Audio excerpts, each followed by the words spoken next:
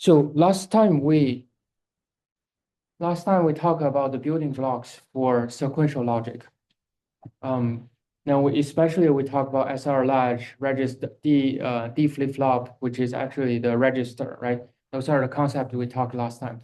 But this time we're starting to really talk about how to design sequential logic. Then for the chips that you're using every day, pretty much every chip you use is sequential logic. None of them are really simple combination logic. For very, very early days, those very simple chips that can be combination logic on its own. But today, if you use something like a computer or something really have some control logic in it, it's all sequential logic. Okay, so what's the definition for sequential logic, and especially what's the difference between sequential logic and combinational logic? So for sequential logic, it's still digital circuit, so we care about zeros and ones. There's no other value. Then the output, previously the output depends only on the input. This time the output depends on the prior state. So there's an internal state, then we change the state, then the state can keep updating until eventually we get the final result. Then the state update can come from the output of the previous state, right? So the next state is calculated by the previous state. So then we know where to go for the next state. Okay, then we typically have a feedback signal. The feedback signal, it forms a loop so that it becomes the next state value. And we have a clock signal. The clock signal determines when we need to update and how fast we can update the state. Okay, so last time we talked about the building blocks, including SR latches. So it has two signals. So one is set signal and one is reset signal. For set signal, whenever it's 1, Q immediately becomes 1. Now for reset signal, whenever that one when reset is 1, the Q becomes 0 and Q prime becomes 1. But if S and R are 0, then the Q will maintain the previous state. Then no matter, the Q will maintain its original state. It will not change. Then as a update, we have D latches. This is still SR latches, but D latches works in a way that if the set signal is 0, then no matter how D changes, Q will keep its previous state, right? So when the set 0 is 1, Q follows D's value almost immediately. This is D latch. So D latch has two modes. One is the hold mode, one is the follow mode, right? Or the latch mode. The latch mode will keep the original value. The follow mode will just make Q equals to D. The next, we talk about D flip-flop. Now, by connecting two D latches together, so one holds the up when clock equals to 1, and the other one holds when clock equals to 0. That makes the Q only follows this value at the clock boundary.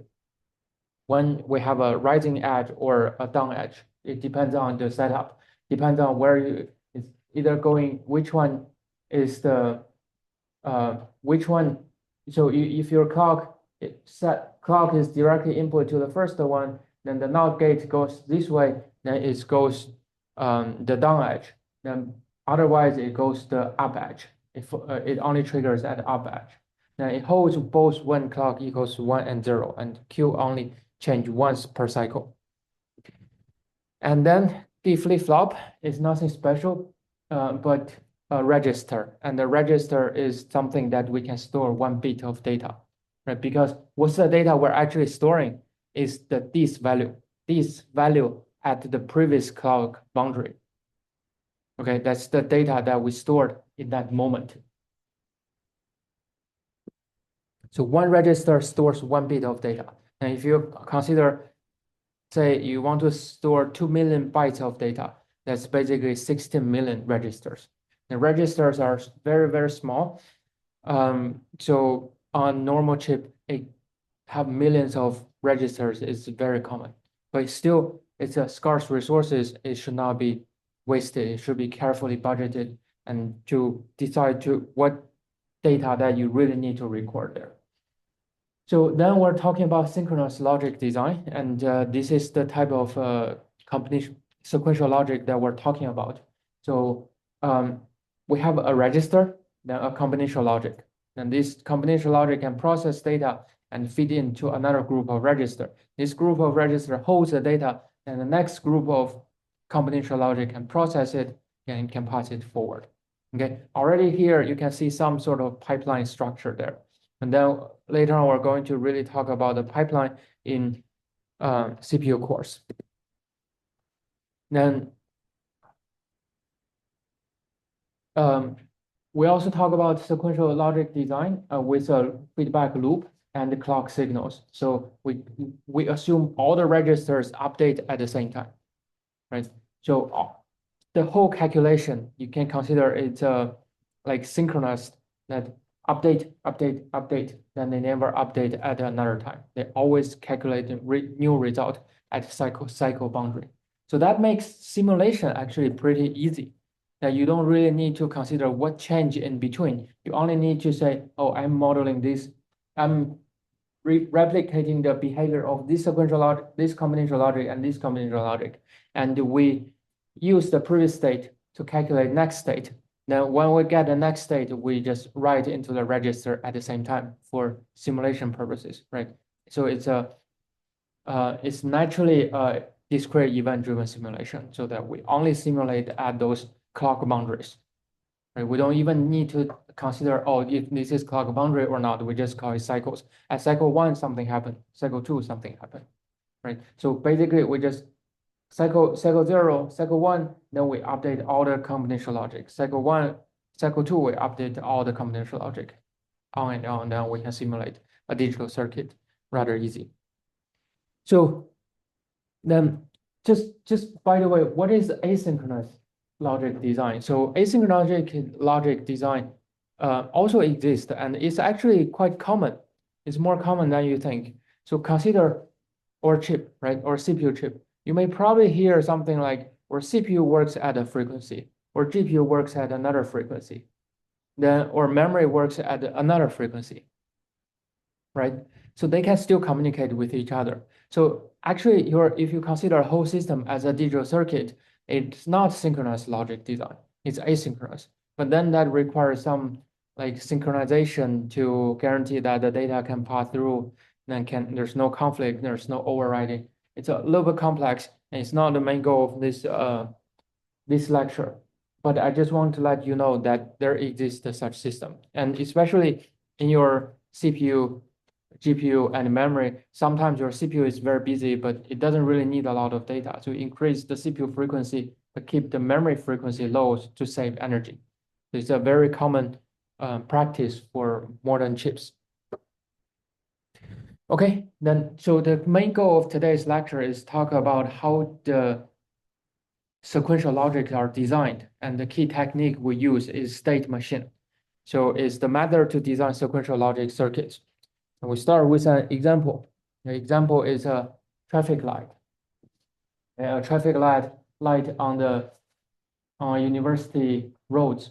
Okay, we have several things. We have lights. Now we consider light B, LB, and LA, right? There are two LA because they can share the same signal. If they're red, they're always red together.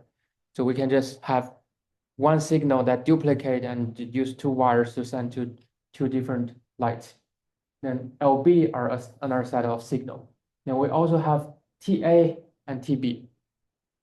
Okay, so TA and TB, what's TA and TB is a sensor to detect if there are cars or not. Okay, so our rule is if, let's say, in the case we have A is green and B is red. Now when we detect when there's no car on the A side, then we give A yellow light first, then later on switch to green here and the red here. Okay, we just detect if there's car or not. This is a simple example. I'll explain it with states. Okay, so whenever we design a system, the first thing, no matter it's a software system, hardware system, the first thing you need to ask is what's the input and what is the output.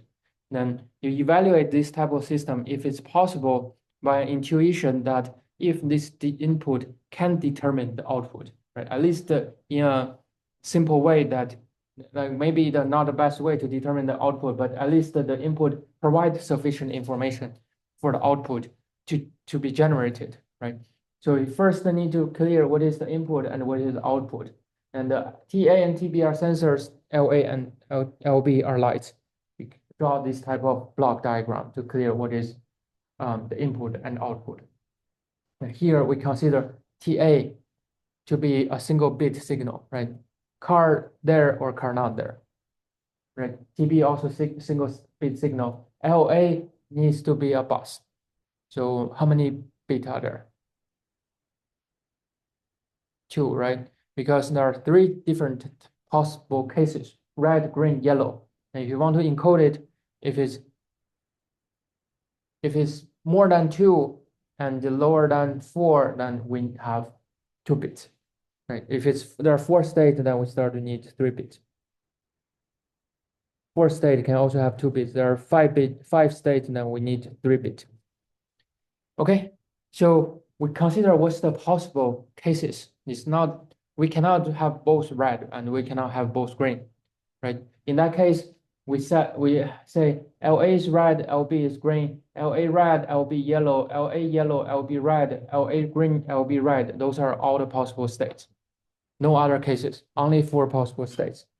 Then we draw these possible states to represent as states. The state 0 is LA green, LB red.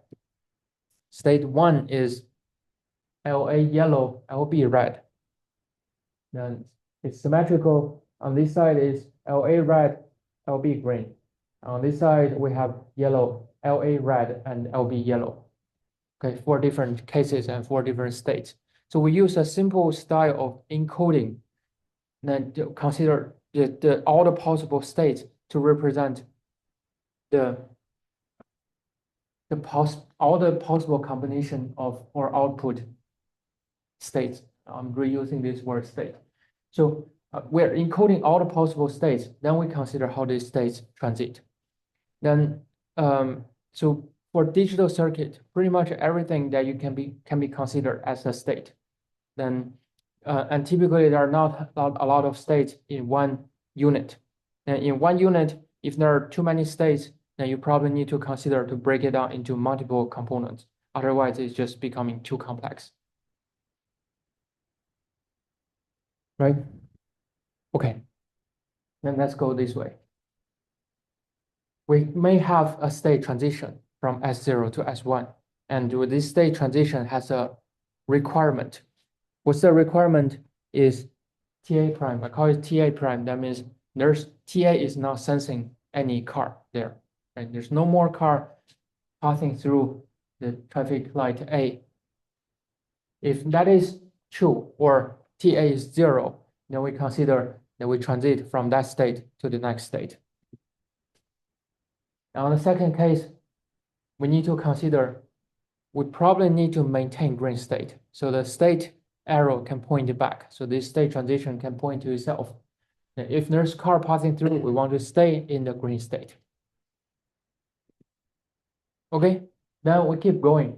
So this case, when it's yellow, we consider it stays there for 1 cycle. Okay, just simplification. It stays there for 1 cycle, then we unconditionally move to this state. LA turns green, red, and LB turns green. Then it becomes symmetrical. Then when there's no car for light B, we switch to state 3. And when there's car still going on, then we switch to, we stay at S2. Similarly, if we hit S3, we stay there for 1 cycle, then we move on to S0. And it forms a cycle. Okay, this is a simple logic of our input.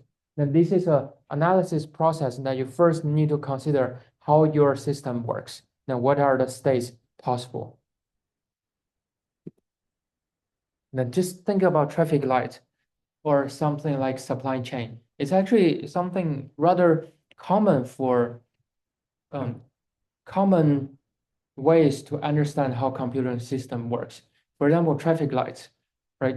Then you have something like a bus. This is a bus in the term of network, right? It's not a bus of multiple bits like LA and LB.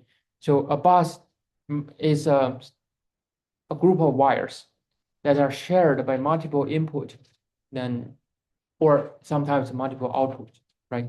So if just let's make it simple, multiple inputs. And when there are multiple inputs, and all of them want to send to data to the signal to the destination, then we need an arbiter to decide who can send, right?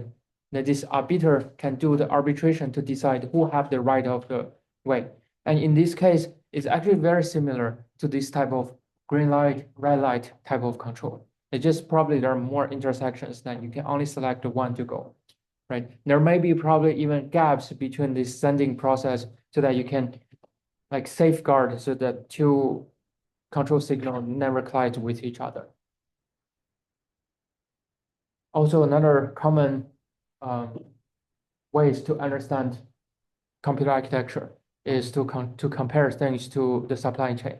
Say one supplier, one retailer buys something from a manufacturer, right? So your core is a retailer. It really needs data. Your memory is a manufacturer can really provide the data. So what's your bandwidth? Then how fast you can provide the data to the destination is something that you really need to consider. So that's why we study these type of examples. Okay, let's say once we have this type of state machine, right? What we can do is we can connect the inputs with current state and next state to form another sort of truth table, right? And the truth table have many axes. That means the cases that we don't care. So for example, there's one special case.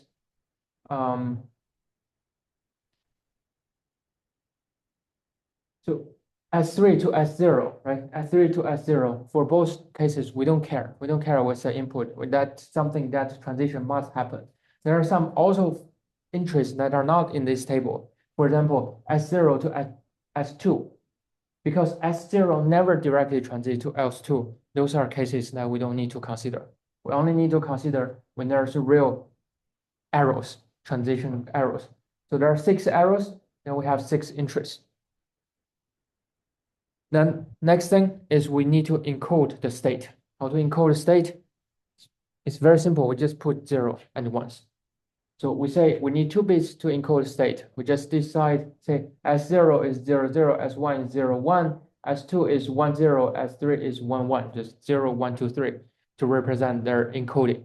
Okay, this is current state and the next state. I think it's pretty clear about what's going on, right? And it maps back to what's the output, right? We also need to encode the output. And they say L0, 0 is green, 0, 1 is yellow, and 1, 0 is red. And those are the input. And this is another set of more complex truth table to say, oh, if this is our current state and this is our input, the next state will become this value, the output will become this set of values. Okay, there's different ways to represent that state machine. Okay, so once we understand the whole process, we can start to design circuit. Then we talk about sequential logic. Sequential logic have 2 main components. One is the state or the register. The register stores which state we were on and we will be. And the combinational logic will do the processing and do the calculation.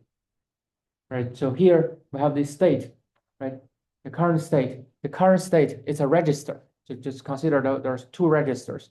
These 2 registers, one stores as 0 and one stores as 1. Their output, their Q, will stay there so that the CL will process this data for the whole cycle. Okay, it will have a long time to process this data. Then once it calculates the data, it will output as N as next 0, as next 1, as input as the D signal to the register. Okay. So those are the D signal. Then when the clock signal arrives, when the clock rising edge arrives, S0 becomes SN0, S1 becomes SN1. Then the combination logic will have a little bit of time to calculate the new result, then becomes the next state. Okay, it's a loop. Any questions?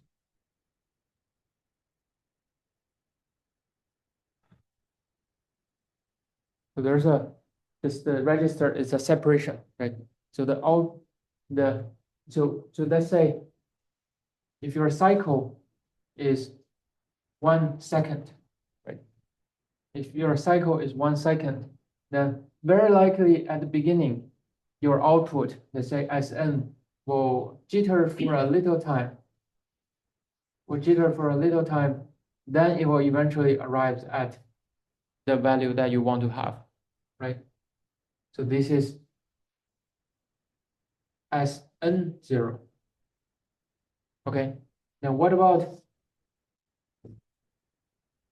S0? Now S0, assuming it starts from here, right? From 0. Then it will only change at this moment. Now, because Sn0 is 1 at this moment, it will rise at 1 at the clock boundary. Okay. Then at this point, there will be some jitter again, but this one will stay there. It will stay there. This one will jitter again, then will drop to 0. Okay. Then at 2 seconds, or the second clock signal, then this one becomes 0 and getting stable. Okay. Just trying to help you review how the register works at this stage. So the register isolates the input and the output and keep the output of this register stable for the whole cycle. Now we call this, we memorize the previous states. This process is we memorize this previous state. We just keep this state and log this state for there. Okay. So now we have the truth table. Now, once you have a truth table, it's getting into your comfort zone. You know, a truth table can be easily converted to a combinational logic, right? So then this time that we do the conversion, then you should be very comfortable with this whole process, that you can either use Boolean expressions or deriving the equation or use the kernel map to do the simplification. Then we can get this result as S1 XOR 0, right? S0. And this one, probably we just have no way to simplify, right? Then we just need a complex equation there. Needs many gates there. Okay. Then the other thing is we can calculate previously these equations can calculate the next state. But we also need some processing to convert the current state to the output. So here I'm hiding something that, shall we use the current state as the input? Or shall we use the next state as the input? Or shall we use the current state and input as the input to the for the output? Let's just make it simple for now. Let's use the current state as the input to calculate output. Next state is not, probably not very good, right? We can either use the current state or the current state plus input. Okay, so output combinational logic. Now I'm just drawing this as two different combinational logic. These were the original combinational logic for calculating the next state. It goes back. This is the output calculating combinational logic. Now we take the S1 and S0, then calculate L1 at LA and LB. So just consider this as a system itself. What's the input? Input is S0 and S1. Right? What's the output is LA and LB. So the question that you need to ask at this moment is it deterministic or not? Or can we decide LA, LB from S0 and S1? Then the quick answer is yes, we can, right? Because we have this truth table written there. We have all the possible combination written there. So by the way, LA and LB are two buses. So there are basically 4 output here, 2 input, 4 output. Okay, so remember last time, if there are 2 input, then we only need 1 gate to calculate 1 output. So at the most, we need 4 gates there. So if we do not consider NOT gate as a gate. Okay, so what's the output logic? Now I'm simply write it down. It's pretty straightforward. Okay. So we write down everything, all the equations. Now we have 4 input as S1, S0, and TA and TB, 4 input. 6 output, SN1, SN0, LA1, LA0, LB1, LB0. 4 input, 6 output. That's our calculation. And we can draw this circuit in a very simple way like this. So then we start to simplify a register or a group of register in this type of symbol is controlled by clock.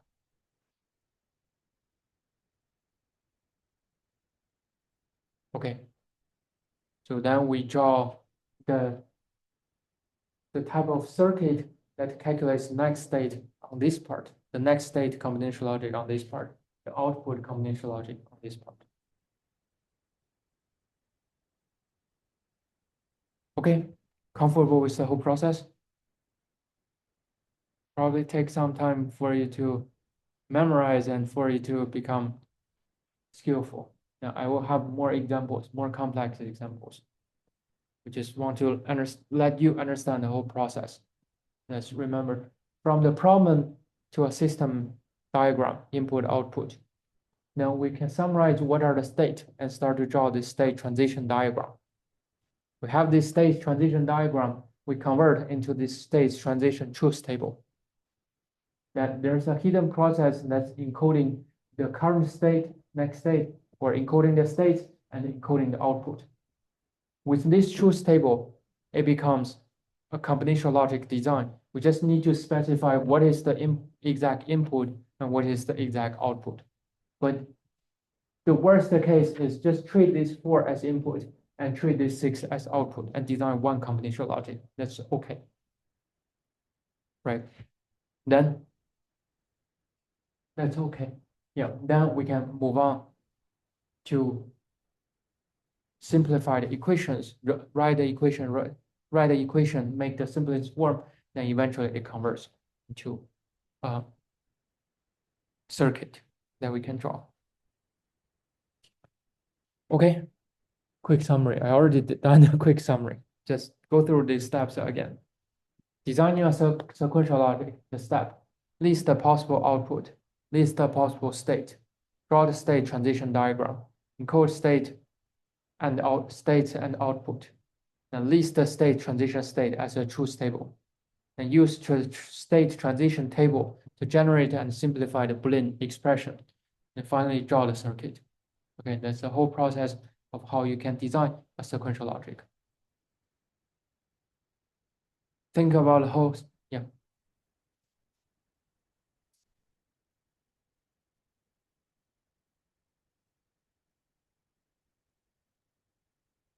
The combinational logic itself is not very useful. But as you see, a big part is combinational logic here. So that's why we have to introduce combinational logic first, and then we can introduce sequential logic. Everything works in cycles. Almost there's no way that you can directly figure out the result. Okay. Just consider that if you know what exactly each cycle can happen, the user press a button, and this button goes into the CPU, goes into some memory, then goes to the GPU, then you render, then goes back to the screen. The whole process is a group of sequential logic. Okay, so just want you to, the most important at this stage is feel comfortable that this type of things can be designed and can be break down into pieces, and eventually these pieces combined together can build something super complex. Okay. So if you have a limited budget and unlimited time, for now you can already build a CPU. And there are a lot of more things to do. Let's talk about this. I intentionally separate these two combination logic, but if you combine into one, is it okay? Then in terms of drawing this diagram, it's definitely no big problem, right? They're equivalent, but there are special ways to understand this. There are special terms. So the left side is called a Moore machine, and the right side is called Millie's machine. It's basically the people who created this type of machine and named this type of things. Okay, so what is Moore's machine? Moore's machine is a state machine where the output only depends on the input. Sorry. Moore's machine is where the output only depends on the state. It doesn't depend on the input. Okay. Millie machine is a machine that the output depends on both the input and the state.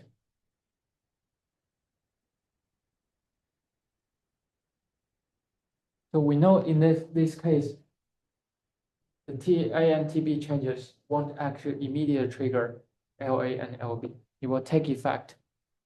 The earliest time is the next cycle. Okay, on this side, it will immediately change the LA and LB, the output. Okay, so I want you to imagine what's the advantage and the disadvantage of these two different machines.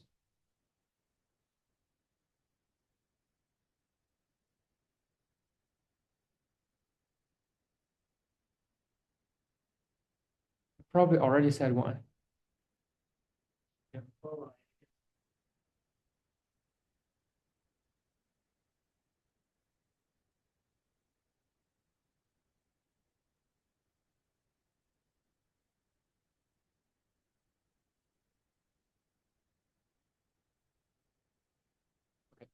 So Millie machine will change output immediately, even without waiting for the next cycle, right? So that means Millie machine has the advantage of faster response, lower latency. Okay. Moore's machine has longer latency. Also, as this combination logic is more capable, in many cases, when we have 4-bit or 5-bit or even more bit, we typically need fewer state to represent the state machine. Okay, we need fewer states. That means we have fewer bits. Now we have fewer bits, then we have fewer steps of the transition table. Okay, then we can have faster response, faster latency here. So Millie machine has fewer registers because it requires fewer state. It's more concise and has lower latency because it can respond faster. Lower latency comes from two sides. One is it can immediately respond from the input. The other side is because there are fewer registers, fewer states, the transition table is simpler. So we need fewer steps to arrive at the stage that we can get a result. Okay. The Moore's machine is simpler because we separate these two combination logic. Then each combination logic is simpler. Because the register, there are not a lot of design that we can do with the register, or mainly design their combination logic. So design and debugging are much simpler for Moore's machine. Right. And also the output only changes at the clock edges. That means if your TA and TB are not controlled by a register, sometimes we consider those as glitches or jitters that can just go up and down. That is not intentional. Okay, so Moore's law is simpler, more stable. The Millie machines saves more resources, more energy, and provides faster response. So in reality, both are being used. And they are equivalent. So there are methods that you have one system that you can convert into another system. Sometimes for a simple system like traffic light control system, there's probably no difference. But with a more complex system, it can have difference. And they're both used for different situations. Okay, so I would say milling machine is probably more optimized. If you care about extreme performance, then use milling machine. Then if you don't care about the extreme performance, you just like this your first version of design, use more machine.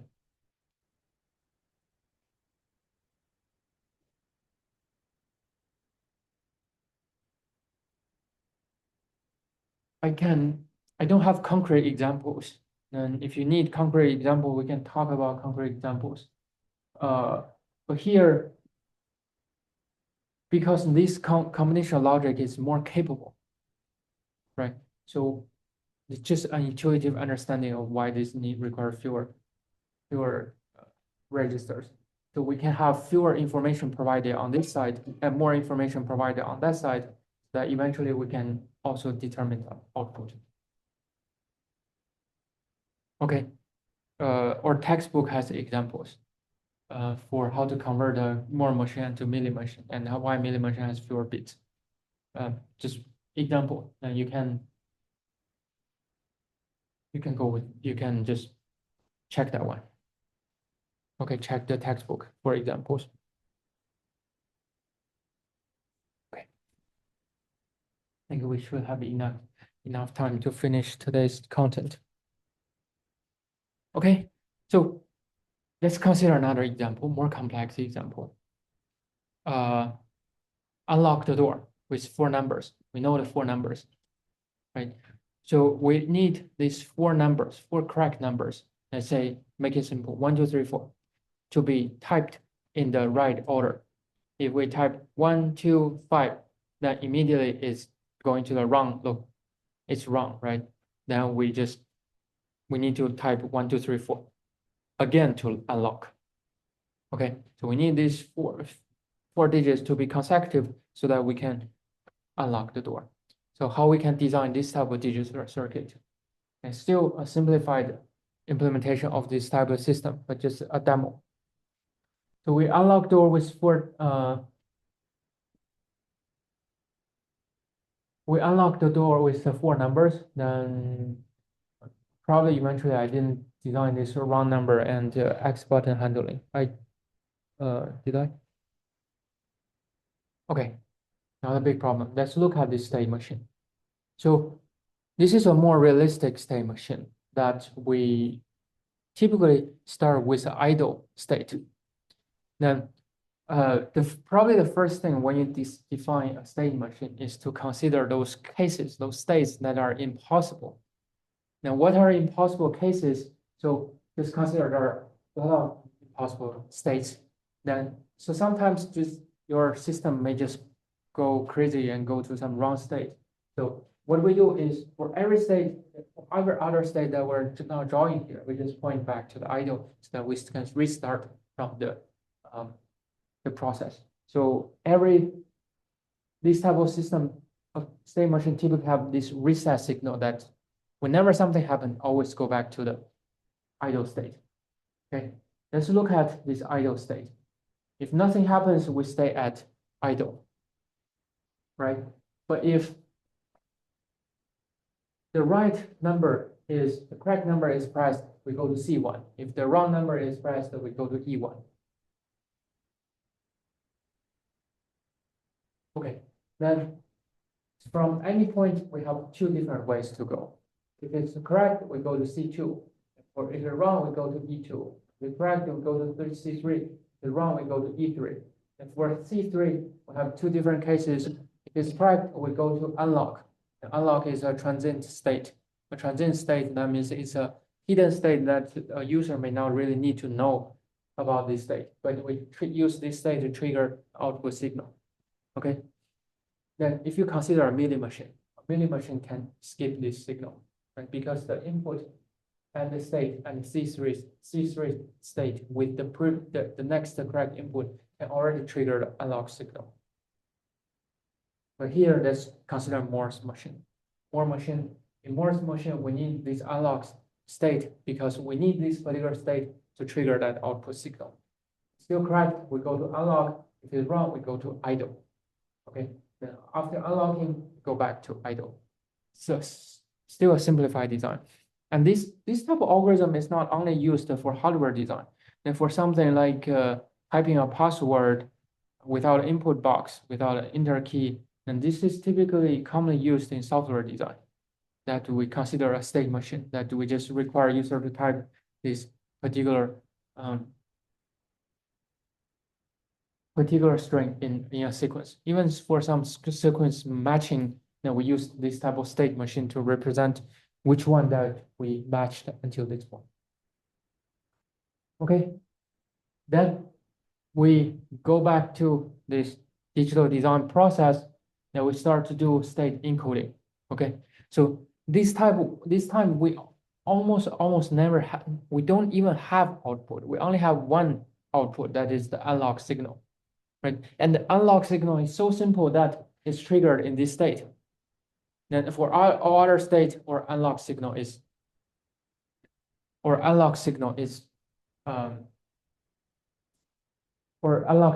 zero, so we don't unlock. Okay. So then we start to draw this state transition table.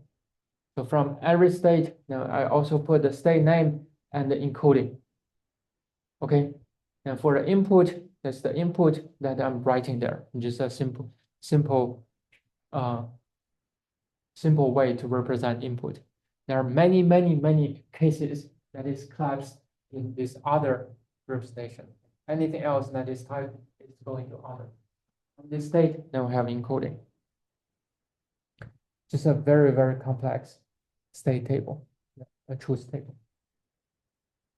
Then write down equation. Not a lot of chance to simplify. And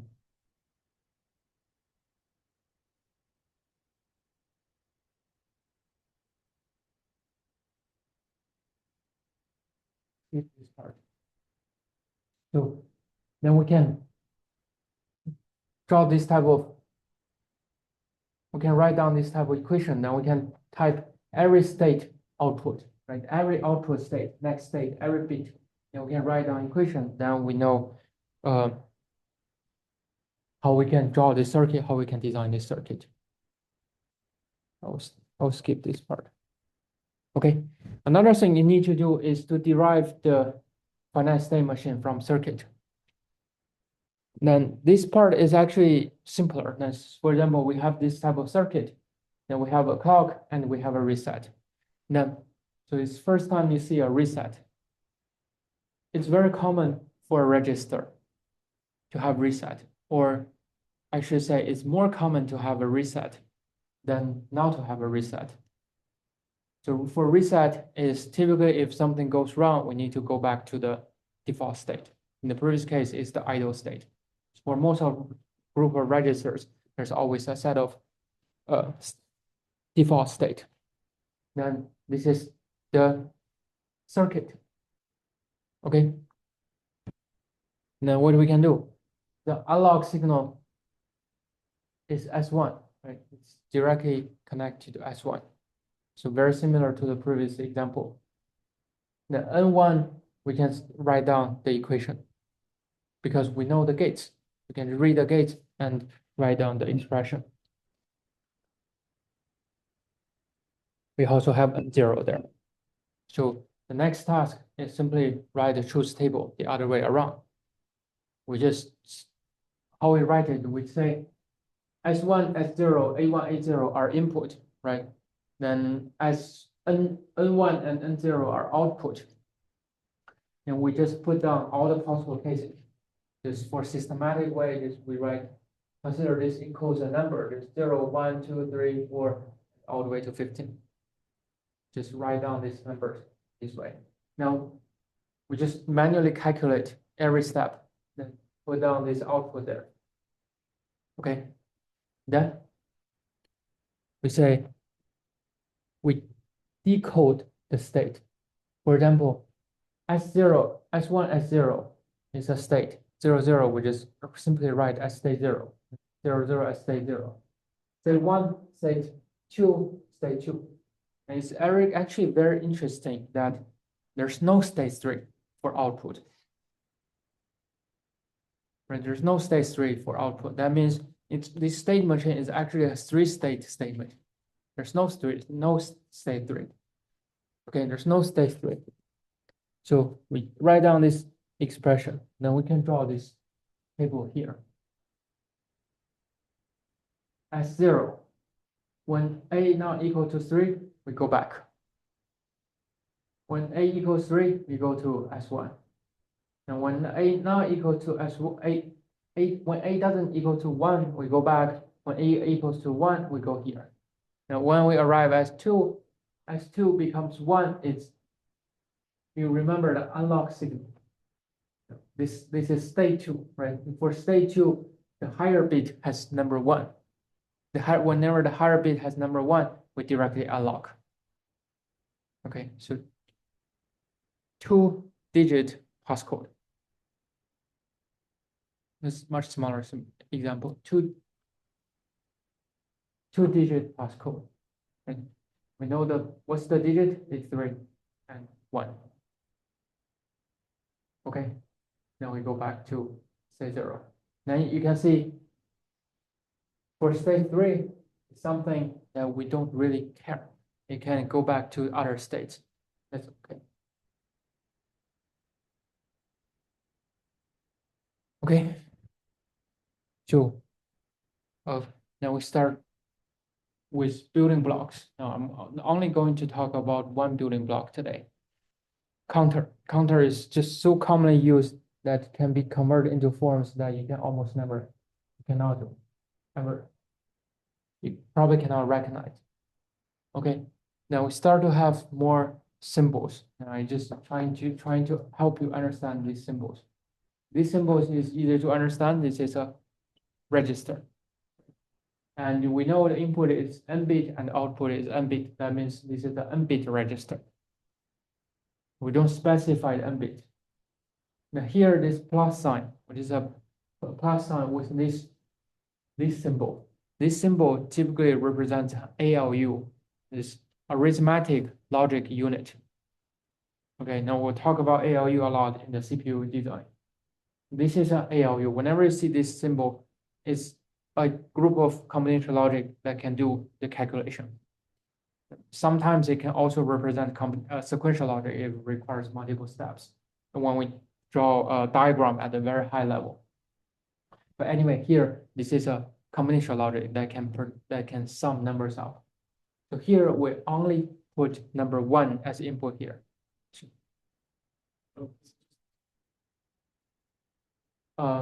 In this particular example, yes, and it can only do plus operation. Yeah.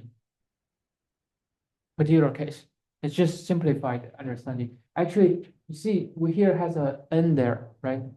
That actually we don't even need this input. Right? We don't even need this input. Clock signal is good enough for this input, so it's just a block diagram. Okay.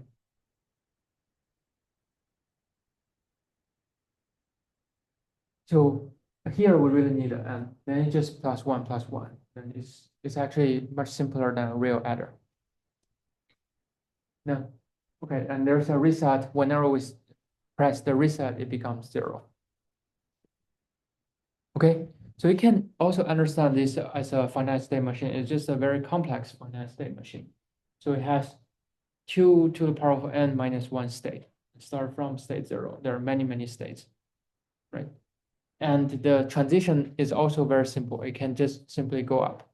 If you consider reset, then all of them can go back to 0. But if you don't consider reset, then all of them can go back to, it's just a circle. It's a big loop. Okay. So n-bit counter. If you are interested, you can also try to derive the equation and draw the combination logic there. But I just wanted you to take a counter as a mature block that we can use for some other cases. Okay, so what are the other cases? So one use case is this thing called frequency divider. For example, we have a clock signal that works at 1 megahertz. Now, or LED flashes at about 0.5 seconds and 0.5 seconds, 0.5 seconds on and 0.5 seconds off. Then we can use a 20-bit counter. It's a little bit hard to calculate. This is really hard to calculate. By the way, let me ask you this thing. This is a few numbers that you need to remember. 2 to the power of 10, 2 to the power of 20, 2 to the power of 30. What are those values?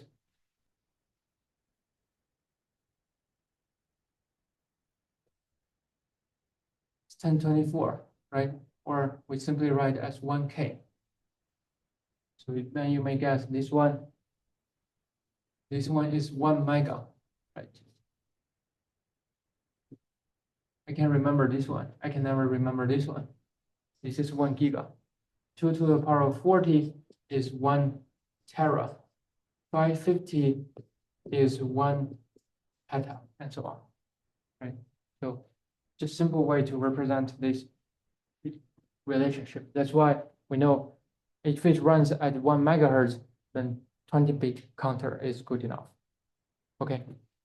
Then remember the previous example here.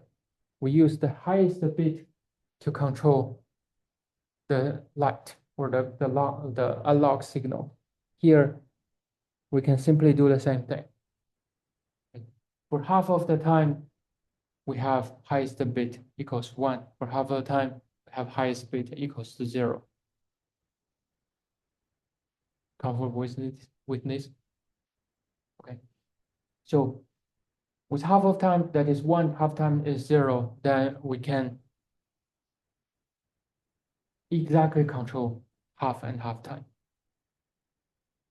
Okay, this is one of the simplest representation. Then there's a way that we can calculate number of bits to use and the frequency that we can get.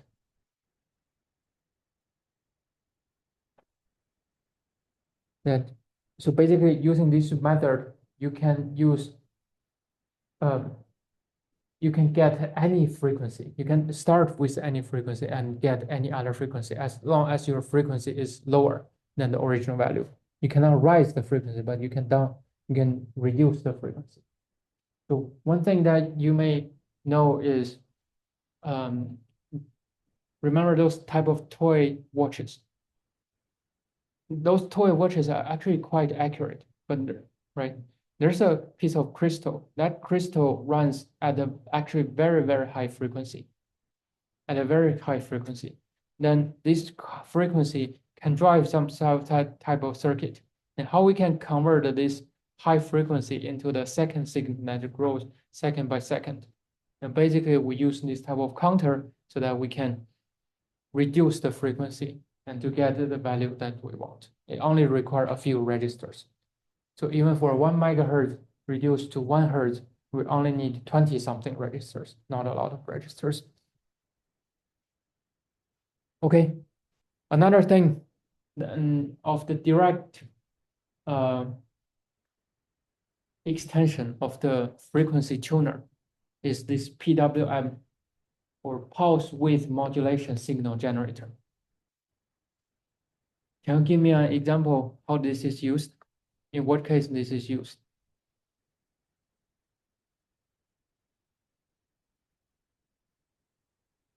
Yeah.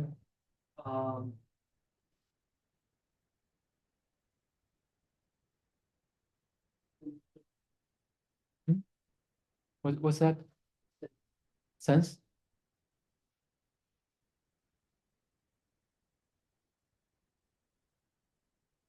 What does synthesizer do?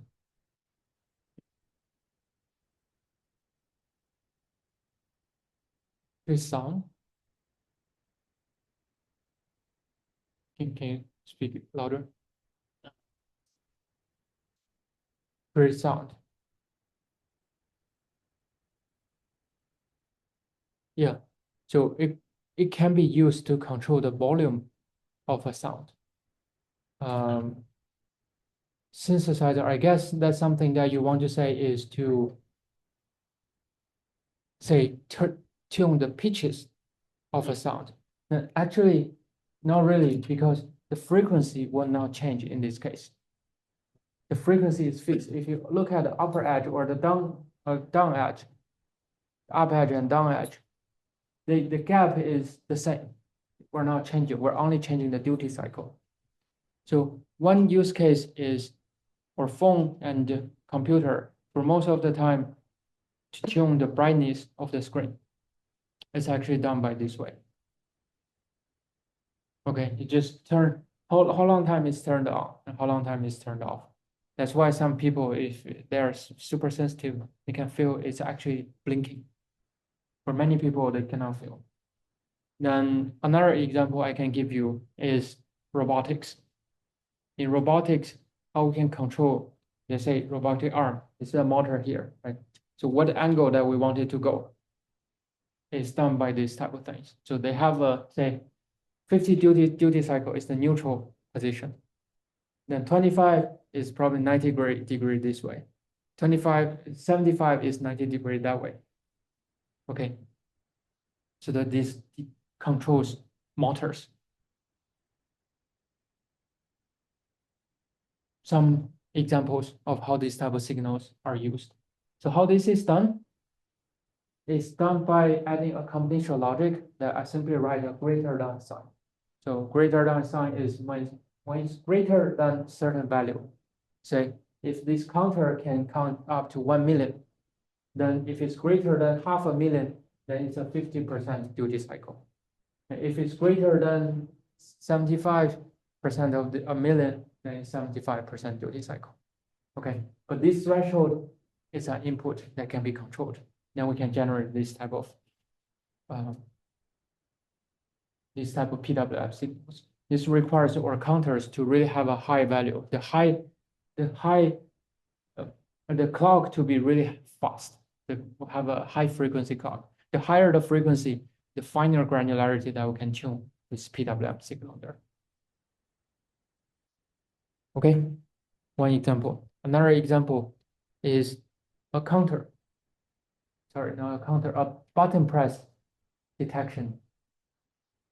So what is a button press detection? And if you have tried to use a breadboard to have a button and to turn on a light, or to have to control another counter, say press add one. It's actually very, very hard. And I really tried myself when I was an undergraduate student, just directly connect a button to a counter. One press can go up to hundreds of thousands. Why? Because you think it's just two pieces of metal that touches together, right? But internally, it's this voltage go up and down many, many times. And every time it goes up, it's considered as being triggered. Then it adds value by 1. Every time it's triggered, then we add this value by 1. So what we can do with it? What we can do is we only want to say when user press it for a longer enough time. And this longer enough time is probably only 1 millisecond. And even 1 millisecond, consider if it's a 1 megahertz clock signal, then that means we need to count until a certain threshold, then we can consider this is really being pressed, right? So that means if it stays on for a certain amount of time, we really consider that this user pressed down this button. So how we can know that it stays as on for this long time? It's by a counter. So we put a clock signal here, and we put an enable signal here. So we call this is enable. This is actually the input, right? What this enable is doing is actually the clock signal is the input this time. So we say it's on, so it's keep counting the clock signal. Whenever it goes up, then it's considered to be pressed. Then it goes count by 1. On the other side, we also connect the button with the NOT sign to the reset signal, a NOT gate to the reset signal. This can be a NOT gate, but for many digital circuits, to represent this is zero reset. Whenever this is zero, it will reset. Okay, so zero reset. That means when it's released, then we immediately reset it. It goes back to zero. Then until next time we press it, then we start to count. Okay, so when it's going jitter, whenever it goes back to this point, for example, then we consider it's a zero, and we reset everything, then we restart to count the time. Okay, so this jitter time takes about, say, just for example, 1 millisecond. It's actually shorter, probably shorter than that. This takes 1 millisecond, then we start to count at this moment. Then when user press it for 1 more millisecond, then we consider this button is really pressed. Okay, so here we simply use a counter to create a delay effect, create a latency, so that we know when this button is really being pressed. Okay, so pretty much this type of counter behind every button is required. Every key on your keyboard is required. Otherwise, your computer never know how many times to press the button. Okay, so I'm just using counter as one particular example to talk about a building block of sequential logic. That, as you can see, there are many building blocks of sequential logic that we already talked about. Let's say a greater than comparison. If this is a combinational logic, then ALU, there's another combinational logic. Okay, so we have a counter here. This is one building block. Then one passcode matcher or string matcher. That is another building block, right? Then those are building blocks later on that we'll talk about for building a CPU core and a GPU core. Okay, as a summary at this point, I pretty much done with the key element of a digital design course for undergraduate level. Okay, for undergraduate level, this whole 2 weeks probably should spend like 8 weeks or something to talk about whole thing. And even computational logic probably will last 4 weeks or something. And there are many different type of building blocks. Now you can keep giving examples and say how to build a Mealy machine out of a Moore machine, how to convert back and forth between Mealy machine and Moore machine.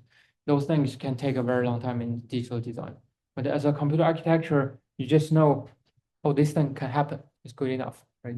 Especially when AI is available, it's always more important to know something is possible than know how exactly something is done. So with this type of basic, I think we're ready to go with the core design part, the CPU core and GPU core design. Then I'm going to take a different route as last year. Last year, I started to talk about the RISC-V ISA, then computer architecture simulation, how to write simulators, and spend 2 weeks on that. Then I started to talk about core design. That's after the spring break. So I think that's too late. I'm going to change this way that I'm going to bring GPU architecture first. Now, actually, GPU architecture is simpler. It's complex in some way. It's simpler in some other ways. So I'm actually bringing the GPU architecture to earlier time and the CPU architecture to a later time. So next lecture, I'm going to talk about the basics of GPU programming, how to write a GPU program, in principle, how GPU program works. Okay, no advanced topic, just basic GPU programming. Don't expect you can learn everything about GPU programming in one course, in one lecture. Then we're going to spend 2 lectures to talk about the GPU architecture, the GPU core design, and the GPU memory system. Okay, to give you a very quick preview about how a computing system works, how a von Neumann architecture system works. So GPU is still a von Neumann system. We talk about von Neumann system, give you a quick overview with the GPU architecture. Then we move to a CPU architecture. You can see how fancy CPU can do these days. And there are many corner cases, many optimization methods, but GPU is rather simple. Okay, then so that's the thing that we talk today. Mainly we talk about finite state machine, and we can use finite state machine. It's a powerful tool or powerful way to think about a system. Okay. By the way, one more thing that I have to say is when we talk about state machine, it's a way that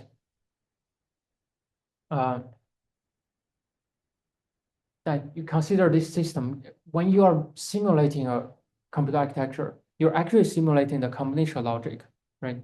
So when you think about how a system works, so say how a cache works, you think in a way that, oh, I receive a signal, then I detect it's a miss, then I send it to a memory, wait a little time, then I come back, then I send to the top, and I return the data, right? This is how typically you think about a cache works. But this works in a way that you are bringing your personality in the cache. And how you consider a human system, how a human society works is, I first do this, I will do that. I'll take this course and I will take that. And you have a continuous time way to understand, continuous way to understand time. You have context, right? So for combinational logic, one principle here is it has no context. All the context is the register provides you. Okay, so let's just imagine that in one cycle, you just think you lose your memory, your brain is not working properly, and you can only remember a few one day thing. So in the evening, you write down a diary, so you know, oh, I did this thing today. In the morning, you're a new person. You can only read your diary to see, oh, this is what I did yesterday. So I need to do these things in the next day. In the evening, you write down your journal again. So the next day you can pick it up. So combination logic and also computer architecture simulation works in this type of stateless. I shouldn't call it stateless. I should call it contactless way. So every day, every cycle is a new cycle. Yeah, the only thing I know is what I have written in my journal. The journal is the register. I know my register. I know the register provides this data. I provide output. And this output becomes the journal of next day. Okay, just a way to think about finite state machine is help you rethink many system how it works. Okay. Then state transition diagram, and from state to next state, state to output, we use combinational logic design, which is true stable Boolean logic circuit. That's something you're familiar with. Okay, that's everything that we need to talk today. So let's talk again next Tuesday.